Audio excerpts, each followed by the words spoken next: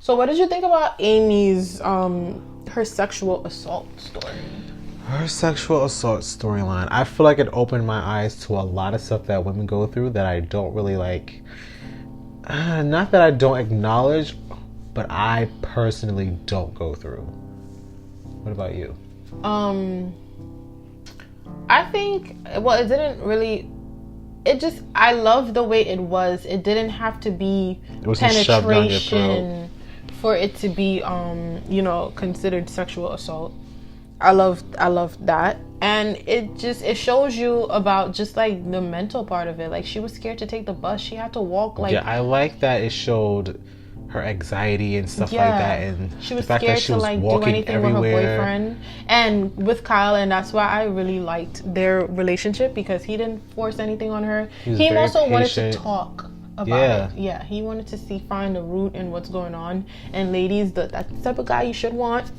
I agree. Yeah. To be honest, he seemed to be like the perfect guy. He understood, and he was patient. He didn't force himself. He wasn't like, I'm leaving you. Yeah, he was very understanding of it. There was a part, spoiler alert, where she didn't want to be touched, and he respected that because she was scared. She was terrified, because I would be too. I don't know you, and you're like doing that in front of me is just very uncomfortable. And there was the part in when they all got detention. Wait, before we go on that part, I just want to say, this is why I say Maeve is a great friend, because this happened on Maeve's birthday. And Amy came to her and told her what happened, and Amy was just like blowing it all off and just like, it's another normal day in this world. And Maeve was just like, okay, well, let's go to the cops for my birthday, and you need to explain what happened. Because that's not okay. It's not okay at all. And I think that's one thing in our society. We think it's only bad if it's penetration. Yeah. And that's not true. If anyone is touching you, groping you, exposing themselves anything to that you, you're willing to say no to or you don't like, it's wrong. It's wrong. It shouldn't happen.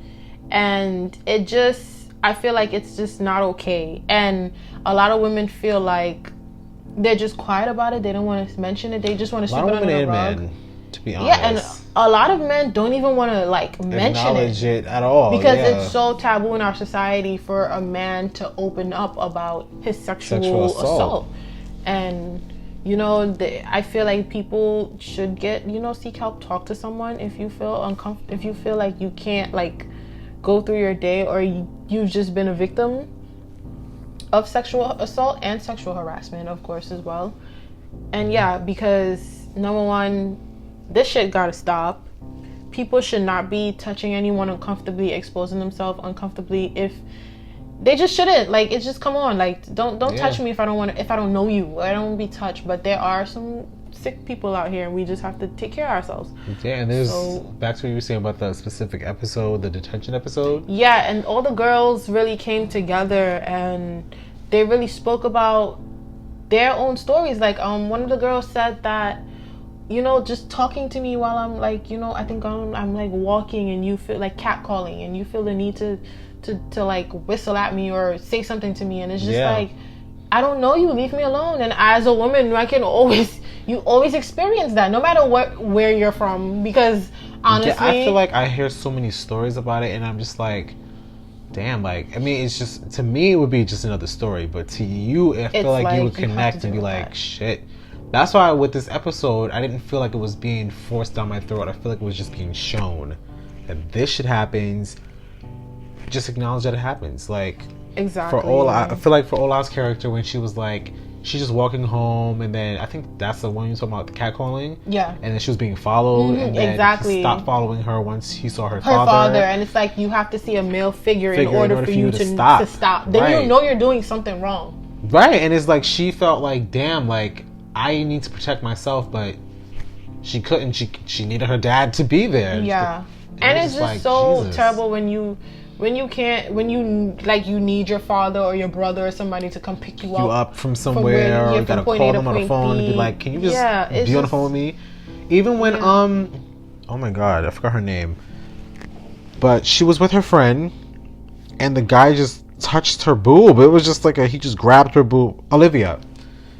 And she was with her gay best friend, and the guy just grabbed her boob, and like both of them were just frozen because it was a group of them. So it was like, oh my god, what do we do? Because it's like you're not expecting to go outside and someone just fondles you, right? And it's like, and then just thinks that that's okay. You're like, you're in a state of shock. You're like, why did you just touch me? Right? Why do you feel comfortable touching me? Yeah. Why did your impulse go there? Like, why did that brain send a message to your hand? Right, and you can clearly see that the guy didn't give a fuck. Even if her friend was there, could have been a boyfriend. It's just because it was in broad daylight. It was like, I was just like, wow, that can really happen. Like, and living in America, you think like you're so like oblivious to the fact that these things happen all over the world. Yeah. But it's just like catcalling is so common for you here, and it's just like this show is in England, by the way. Yeah. So it's like, it's just it's interesting how we can still connect overseas, because at the end of the day we're all human. But I can honestly understand the whole catcalling thing, which is sexual harassment. So all the guys that are listening to this, please stop. Catcalling is sexual harassment. No matter how nice you think you try to be, or you're just trying to talk to a girl, if you come up to her and she says no, she doesn't want to talk to you, you don't. That's it. But you don't just need leave her alone. To see a woman walking down the street and be like, "Oh, you look good. Yo, come over here. Yo, miss." And if she don't talk to you, you want to curse her out. Yeah, and if she doesn't say, "Oh, you a bitch. You ugly anyway." Like, we don't need none of that. Yeah. If you want to look at a woman and say, "Wow, she's so pretty," you can look and say that in your head, or say that to your friend. Please don't stare as she's walking away. Staring, yeah, like that. I don't think you guys understand how uncomfortable that is. And weird that shit looks. Yeah. You guys do it. And you know the craziest thing about it too is because when I talk to my girlfriends, it's all like, even when you're not listening to music, you still put your earphones in your ear. Yeah. Because you just don't want to make it bothered. Yeah. You know, it's like a blockers in a way, because you don't want to like hear what these guys have to say. Like, there are some men out here who say the most craziest things to you, and they have not seen you a day in their life. Yeah, and it's just crazy because I feel like growing up with my mother, I've always seen it to the max. Like, they do it when you got kids with you. Like, it's crazy. And it's like, god damn. I used to hate it so much. I mean, I still do hate it, but I don't see it as much. But I used to hate it so because it just makes you feel uncomfortable. Like, I don't know you. Why do you feel comfortable talking about my butt, my boobs, what I'm wearing? You know, and it's just, and then that leads to the story of how, oh, well, what she was wearing, if a woman gets, like, sexually assaulted or anything. What was she wearing? That's always like the... It's like, come on. Yeah, what is she wearing? She wants to wear. She could be wearing freaking thong in the street. No means no. Sure, she can be butt-ass naked if she wants to. Yeah, you don't need to go near her and try to touch her. That's none of your business what she's wearing. Mind your business. I remember my mother telling me a story, like, how she was in a car and this guy was calling her from the outside, basically, like, catcalling her, and she's basically like, fuck off or some shit. And, like, I think he was, like, cursing her out so bad that when she drove off, she started crying. I was just like, damn, like... Yeah, because it's a real mental thing, too, because it's like, why do you feel like you can be so disrespectful to me? Why do you feel like, because my presence needs a comment from you? Yeah. Like, no. Just leave me alone. Leave me alone. Let me go about my life. And that's pretty much it. Like, I would never understand it. That should only be it. Like I don't see a guy in the street and be like, "Ooh, you cute. What's your? Ooh, who are you?" Could you like, fucking imagine doing that shit? Ooh, yes, I see your dick print. Like, like. Honestly, I feel like women should start doing that so guys can understand how fucking disgusting it feels. Yeah, but then we'll be the ones being sexually harassing them. It's just not okay. And men, if there are women out in the street that do that to you, that is still sexual harassment. That's not okay to look at someone and say. And men can be sexually harassed. Yes. It's a thing. That is definitely true. They seem to normalize it though. Like, because it's like a pat on the back for guys. Is like, yeah. But no, men can be sexually harassed. No means no for men as well. Leave people alone. Like, people have their own space. What is it called? arm's length. Stay at arm's length. You don't need to come close to someone. Shit, stay 5 feet away. Yeah, like you don't need to come close to someone. You don't need to put your hands on anybody. Yep. Respect people's boundaries. I think it is at the end of the day. Like, it's rude and it's just disgusting and it's scary. It's scary as hell, actually. Yeah, no one wants to be, especially if it's a group of y'all. Like, come on. Or like when it's like late in the night and you by yourself, it's just like, goddamn. And you can't even, to be honest, you can't trust anything nowadays. You got Uber cars that's gonna snatch you up. It's a lot. It's a lot. So just be careful. And there are women who walk with things just to protect themselves. I feel like they should. But I feel like pepper spray is a very handy ass weapon to use. It is. It definitely is.